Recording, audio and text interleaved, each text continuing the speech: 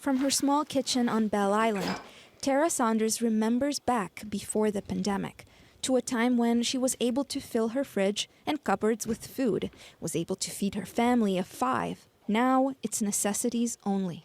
Not long before Christmas, we were down to nothing. Literally nothing. Everything went to my kids. I went without. My husband sometimes went without because we wanted to make sure what we did have, it was given to the children. It's tough knowing that you need, basic necessities. You can't afford to go and buy it. You have no money to buy it.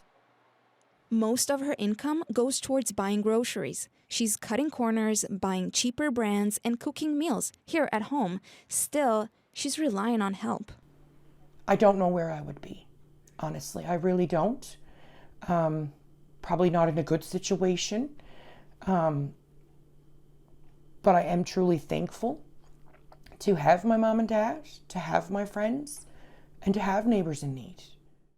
Neighbors in Need is the name of a Facebook group, all about creating connections.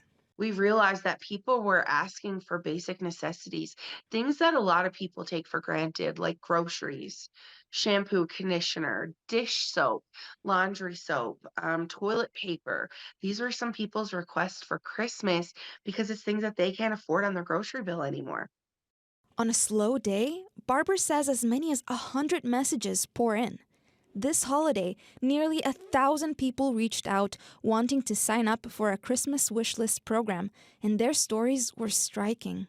We had seniors who had been given a loaf of bread by a neighbor, and this gentleman was 75 years old, and his neighbor had given him a loaf of bread that they had baked and passed it on, and that was the only food that he had for an entire week. And when I asked him what he wanted for Christmas, he wanted a turkey or a ham. And when I asked, when we talked more, it was because he could cook that and it would last him so much longer and he would actually have food to eat for a couple of weeks and he wouldn't have to worry. And that story was repetitive right across. There was very few seniors that we talked to that didn't have a story of despair and literally starving. A reminder that no amount is too small and that every little bit counts, as one neighbor does their part to help another.